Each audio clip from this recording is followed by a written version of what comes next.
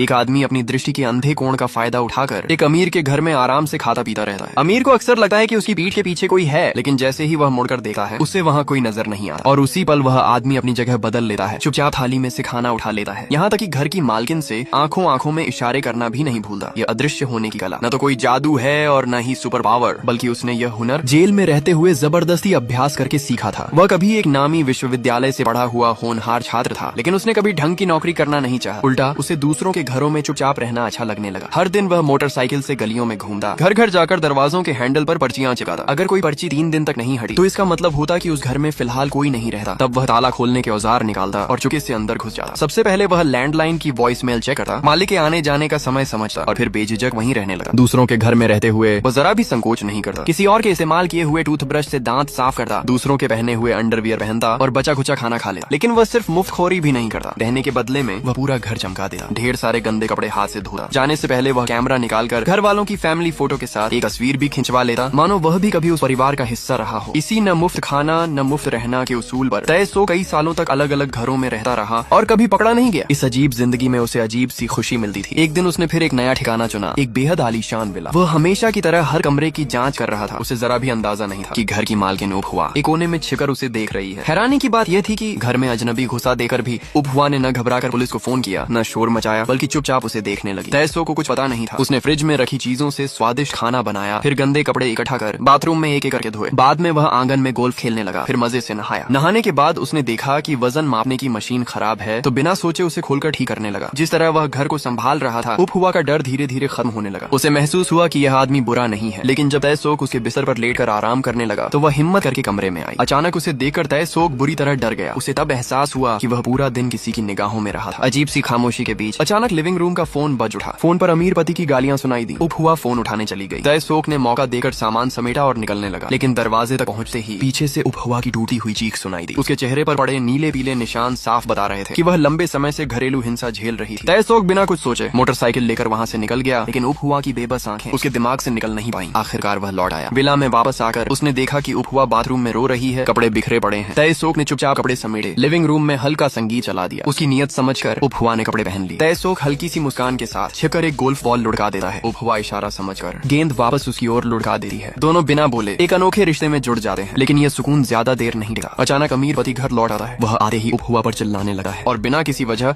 उसे थप्पड़ मार देता है। यह देख खिड़की के बाहर छिपा तैसोक भड़क उठा है। वह आंगन से गोल्फ क्लब उठाता है और जानबूझकर आवाज करता है। अमीर उसे देखकर फोन निकालकर पुलिस बुलाने लगा है, लेकिन कॉल लगने से पहले ही तैसोक गोल्फ क्लब चला देता है। चीखों के बीच अमीर जमीन पर तड़पने लगा है। उपहुआ की विनती पर तैसोक हाथ रोकता है। फिर वह मोटरसाइकिल स्टार्ट करता है। उपहुआ सब समझ जाती है। एक पल पति को देखती है और फिर बिना पीछे देखे तैसोक के साथ मोटरसाइकिल पर बैठ जाती है। रात के अंधेरे में दो अकेली आत्माएं आखिरकार बंधनों से मुक्त हो जाती हैं और अनजान रास्तों की ओर निकल पड़ती हैं। इसके बाद वे शहर के कोनों में भटकने वाले साथी बन जाते हैं। दिन में पर्चियां चिपकाते हैं, रात में खाली घर ढूंढते हैं। काम बटा हुआ है। तैसोक खाना बनाता और चीजें ठीक करता है। उपहुआ कपड़े धोती और घर सहेजती है। बातें कम होती हैं, लेकिन समझ गहरी होती है। हर बार निकलने से पहले उपहुआ तैसोक के पास आकर घर वालों की फैमिली फोटो के साथ एक तस्वीर जरूर खिंचवाती है। लेकिन यह शांत जिंदगी ज्यादा दिन टिकने वाली नहीं थी। उस रात उन्होंने फिर उसी तरीके से एक और घर में घुस बैठी। दीवार पर लगी तस्वीरों से साफ पता चलता था कि घर का मालिक एक ताकतवर बॉक्सर है। फोन की वॉइसमेल से मालूम हुआ कि वह परसों तक वापस नहीं आएगा। ये जानकर दोनों निश्चिंत हो गए और वहीं रहने लगे। तैसोक ने उपहुआ के बाल छोटे कर दिए और उपहुआ ने कैमरे से तैसोक की कुछ तस्वीरें खींच ली। फिर दोनों सोफे पर बैठकर बॉक्सिंग की वीडियो देखने लगे और घर में रखी विदेशी शराब से 2-3 जाम भी लगा लिए। नशे की हल्की चढ़ान में पता ही नहीं चला और दोनों वहीं सो गए। लेकिन उन्हें जरा भी अंदाजा नहीं था कि बॉक्सर अपनी पत्नी के साथ समय से पहले ही घर लौट आएगा। दरवाजा खोलते ही उसने बिस्तर पर 2 अजनबियों को देखा। गुस्से से भरा बॉक्सर तुरंत दस्ताने पहन लेता है और तैसोक पर मुखों की बारिश कर देता है। जब तक उसकी पत्नी आकर बीच बचाव नहीं करती वह मारता ही रहता है। पत्नी ने समझाया कि घर से कुछ भी चोरी नहीं हुआ है। तब जाकर बॉक्सर रुका। थोड़ी बहुत डांट फटकार के बाद उसने दोनों को जाने दिया। इस घटना के बाद मानो तैसोक की किस्मत ही खराब हो गई। एक दिन वह सड़क किनारे रस्सी से बंधी एक गेंद से खेल रहा था, लेकिन जोर पर काबू न रख सका और गलती से गेंद एक राहगीर के सिर पर जा लगी, जिससे उसका सिर फट गया। किस्मत अच्छी थी कि आसपास कोई कैमरा नहीं था, वरना वह वहीं पकड़ा जाता। लेकिन मुसीबतें यहीं खत्म नहीं हुई। अगले दिन काफी मशक्कत के बाद उन्हें एक खाली घर मिला। जैसे ही दरवाजा खोला अंदर का नजारा देखकर दोनों सन्न रह गए। बेडरूम में एक बुजुर्ग आदमी की लाश पड़ी थी। तैसोक ने तुरंत दरवाजा बंद कर वहाँ से निकलना चाहा, लेकिन उपहुआ के मन में दया आ गई। उन्होंने नंबर ढूंढकर बुजुर्ग के बेटे से संपर्क करने की कोशिश की, लेकिन फोन नहीं लगा। वॉइसमेल से पता चला कि वह अभी 1 महीने बाद लौटेगा। मजबूरन दोनों ने आंगन में गड्ढा खोदा और बुजुर्ग को दफना दिया। फिर पूरा घर अच्छी तरह साफ किया, तभी जाकर निश्चिंत होकर वहाँ रहने लगे। लेकिन अगली ही सुबह जब दोनों खाना खा रहे थे, दरवाजे पर जोर जोर से दस्तक हुई। बुजुर्ग का बेटा अचानक वापस आ गया था। घर में 2 अजनबियों को देखकर और पिता को गायब आकर उसने उन्हें कुछ भी समझाने बताने का मौका नहीं दिया और सीधे पुलिस को फोन कर दिया। जल्द ही दोनों को थाने ले जाया गया। थाना प्रभारी ने तैसो के बैग से कैमरा निकाला और उसमें भरी अनगिनत फैमिली फोटो देखी। उसके लिए ये साफ सबूत था कि वे आदतन घरों में घुसपैठ करते हैं, इसलिए उसे शक हुआ कि बुजुर्ग की हत्या इन्होंने ही की है। पूछताछ के दौरान दोनों चुप्पी साधे रहे। आखिरकार प्रभारी ने सख्त तरीका अपनाया। मारपीट के बाद तैसोक ने दफनाने की जगह बता दी। पुलिस ने शव निकाल लिया। पोस्टमार्टम रिपोर्ट में सामने आया कि बुजुर्ग की मौत फेफड़ों के कैंसर से हुई थी। आगे की जांच में यह भी पता चला कि तैसोक जिन जिन घरों में गया था वहाँ से बस थोड़ा बहुत खाना ही खाया था, कोई कीमती सामान नहीं। फिर भी प्रभारी उसे छोड़ने को तैयार नहीं था, क्योंकि गुमशुदा लोगों की सूची में उपहुआ का नाम दर्ज था और उपहुआ लगातार चुप थी। इसलिए उसे शक हुआ कि तैसोक ने उसका अपहरण किया है। उसने तुरंत शिकायतकर्ता से संपर्क किया। जब उपहुआ का पति थाने पहुंचा तब जाकर पुलिस को पता चला कि उपहुआ अपनी मर्जी से तैसोक के साथ गई थी। आखिरकार तैसोक को सिर्फ अवैध रूप से घर में घुसने का दोषी ठहराया गया और उपहुआ को उसका अमीर पति जबरदस्ती घर ले गया। विला लौटने के बाद उपहुआ हर समय चुप और उदास रहने लगी। पति ने माफी मांगी लेकिन उसने कोई जवाब नहीं दिया। इससे पहले से ही खुन्नस में भरा अमीर और ज्यादा गुस्से में आ गया। तैसोक से बदला लेने के लिए उसने चुपके से थाने के उसी प्रभारी से संपर्क किया। मोटी रिश्वत देकर उसने तैसोक को एक पुल के नीचे बुलवाया। जमीन पर कुछ गोल्फ बॉल रखकर, ठीक वैसे ही जैसे कभी तैसोक ने उसे मारा था। उसने गोल्फ क्लब से तैसोक को बेरहमी से पीटा। इसके बाद प्रभारी ने अधमरे तैसोक को उठाया और उसे हवालात ले जाने लगा। उसकी जान मुश्किल में थी और इसी झड़प के कारण उस पर पुलिस पर हमला करने का आरोप भी जुड़ गया। नतीजा ये हुआ कि उसे सीधे जेल भेज दिया गया। जेल में पहुंचकर तैसोक टूटा नहीं, बल्कि वहीं उसने अदृश्य होने की कला पर काम शुरू किया। उसने पाया कि इंसान की दृष्टि सीमा सिर्फ 180 डिग्री होती है। अगर इस दायरे से सही तरीके से बाहर रहा जाए तो इंसान के सामने होते हुए भी नजर नहीं आता। पहली बार उसने जानबूझकर सेल के कोने में छिपकर प्रयोग किया। जब जेलर खिड़की से झांका तो उसे तैसोक दिखाई नहीं दिया। दरवाजा खोलते ही उसे एहसास हुआ कि उसके साथ चाल चली गई है। गुस्से में उसने तैसोक को जोरदार थप्पड़ मारा, लेकिन तैसोक के चेहरे पर एक संतुष्ट मुस्कान थी, क्योंकि उसका अनुमान सही साबित हो चुका था। अगले दिन जब यूजिंग निरीक्षण के लिए आया तो उसने देखा कि तैसोक फिर से गायब है। यूजिंग को लगा कि वह हमेशा की तरह किसी कोने में छिपा होगा, लेकिन उसने पूरा सेल छान मारा और कहीं भी तैसोक नहीं मिला। जब वह मुड़कर किसी और को बुलाने ही वाला था तभी उसकी नजर दीवार पर पड़ी। तैसोक तो दीवार पर चढ़ा हुआ था। खुद को मूर्ख बनता देख यूजिंग गुस्से से आग बबूला हो गया और तैसोक को फिर से बुरी तरह पीट दिया। लेकिन तैसोक को इसमें भी अजीब सी खुशी मिल रही थी। उसे यकीन हो गया था कि अगर वह अपने कदमों और चाल को पूरी तरह साध ले तो वह सच में बिना किसी को पता चले गायब हो सकता है। कई महीनों की कड़ी मेहनत के बाद आखिर वह दिन आया जब उसके अभ्यास की असली परीक्षा होने वाली थी। उस दिन तैसोक अचानक गायब हो गया। यूजिंग ने देखा कि वह फिर नहीं दिख रहा तो अंदर आकर उसे ढूंढने लगा और तैसोक बिल्कुल खामोशी से उसके पीछे पीछे चलता रहा। पत्थर से बने उस सेल में यूजिंग को वह कहीं नजर नहीं आया। तैसोक को लगा कि वह आखिरकार सफल हो गया है, लेकिन तभी जमीन पर पड़ी उसकी परछाई उसकी मौजूदगी का सबूत बन गई। नतीजा एक बार फिर जबरदस्त पिटाई। मुझे और अभ्यास करना होगा, कैमरों पर ध्यान देना होगा और इंसानों की मानसिकता पर भी। तू एकदम हरामी है। जेलर का यह वाक्य तैसोक के दिमाग में बिजली की तरह कौंध गया। उसने अपनी हथेली पर एक आंख का निशान बना लिया और उसे जेलर की नजर का प्रतीक मान लिया। अब वह सिर्फ चाल ही नहीं बल्कि जेलर की सोच भी समझने की कोशिश करता। वह उसके चलने के अंदाज की नकल करता, उसके अगले कदम का अंदाजा लगाता और कोशिश करता कि उसका शरीर और दिमाग पूरी तरह सामने वाले के साथ तालमेल में रहे। दिन प्रतिदिन के अभ्यास से तैसोक की अदृश्य कला और भी निखरती चली गई। एक दिन जब जेलर निरीक्षण के लिए आया तो तैसोक फिर गायब था। गुस्से में वह सेल का दरवाजा खोलकर अंदर घुसा, लेकिन हर कोना छानने के बाद भी उसे कोई नहीं मिला। तभी अचानक तैसोक ने पीछे से आकर एक जोरदार घूंसा मारा और जेलर जमीन पर गिर पड़ा। उस घटना के बाद कोई भी जेलर उसे परेशान करने की हिम्मत नहीं करता। कुछ महीनों बाद तैसोक की सजा पूरी हुई और उसे रिहा कर दिया गया। जेल से बाहर निकलते ही उसका पहला इरादा था उन लोगों से बदला लेना जिन्होंने कभी उसे नुकसान पहुंचाया था। एक अंडरग्राउंड पार्किंग में वही कप्तान जिसने उसे फंसाया था, जैसे ही गाड़ी पार कर बाहर निकला एक गोल्फ बॉल उसके पैरों के पास लुढ़क आई। वह कुछ समझ पाता उससे पहले ही उसके पेट पर जोरदार वार पड़ा। इसके बाद एक के बाद एक गोल्फ बॉल्स उस पर गिरती रहीं जब तक वह बेहोश हुआ। उसे यह तक पता नहीं चला कि उस पर हमला करने वाला आखिर था कहाँ। कप्तान से हिसाब चुका करने के बाद तैसोक उस बॉक्सर के घर पहुंचा जिसने कभी उसे पीटा था। बॉक्सर को घर में कुछ अजीब सा महसूस हुआ, लेकिन चाहे जितना ढूंढा उसे कोई नहीं मिला। बस दीवार पर लगी तस्वीरों पर 2 सफेद स्टिकर चिपके दिखाई दिए। इतना देकर ही वह डर गया और दोबारा कुछ करने की हिम्मत नहीं की। दोनों दुश्मनों से बदला लेने के बाद तैसोक के दिल में सिर्फ एक ही चाह बची थी, उपहुआ के पास लौटना। रात के सन्नाटे में वह चुपचाप अमीर की विला में घुस गया। अमीर को भी जल्दी ही कुछ गड़बड़ महसूस हुई। वह गोल्फ क्लब लेकर पूरा घर छान मारता रहा, लेकिन उसे कोई नहीं मिला। क्या वही आदमी है? उसी पल उपहुआ ने एक साया तेजी से गुजरते देखा। वह समझ गई कि तैसोक लौट आया है। जब अमीर गहरी नींद में सो गया तो उपहुआ चुपचाप लिविंग रूम में आई। उसे तैसोक दिखाई नहीं दिया, लेकिन वह जानती थी कि वह यहीं कहीं है। जैसे ही वह आईने के सामने पहुंची, आईने में वह जाना पहचाना चेहरा उभर आया। उपहुआ के चेहरे पर लंबे समय बाद एक सच्ची मुस्कान खेल उठी। दोनों बिना शब्दों के नजरों से ही अपनी यादें बांट रहे थे कि तभी अमीर गोल्फ क्लब लेकर सतर्कता से बाहर आया। उसे बस आईने के सामने खड़ी अपनी पत्नी दिखाई दी। उपहुआ ने मुड़कर कहा, मैं तुमसे प्यार करती हूँ। अमीर को लगा कि उसकी पत्नी आखिरकार फिर से उसकी हो गई है। वह खुशी खुशी उसे गले लगा लेता है, लेकिन उसे जरा भी अंदाजा नहीं था कि उसका हाथ चुपचाप पीछे खड़े तैसोक की ओर बढ़ रहा है। उस दिन के बाद से उपहुआ के चेहरे पर हमेशा खुशी रहने लगी। हर दिन मेज पर स्वादिष्ट खाना सजा होता। खाते समय अमीर को अक्सर लगा कि उसके पीछे कोई है, लेकिन हर बार मुड़ने से पहले तैसोक अपनी जगह बदल लेता और मौका मिलते ही उसकी थाली से खाना उठा लेता। साथ ही उपहुआ से नजरों में नजरें डालकर प्यार जता देता। तुम आजकल इतना क्यों मुस्कुराती रहती हो? क्या तुम्हें इतना अच्छा अच्छा लग रहा है। जब अमीर दफ्तर चला जाता तो तयसुख शरारत से उपहुआ के पीछे आ खड़ा होता। उपहुआ समझ जाती, बाहें फैला देती और धीरे धीरे पीछे हटे हुए उसे दीवार तक ले जाती। लेकिन अजीब बात यह थी कि जब दोनों एक साथ राजू पर खड़े होते तो सुई शून्य पर जाकर रुक जाती। यहीं पर फिल्म समाप्त होती है।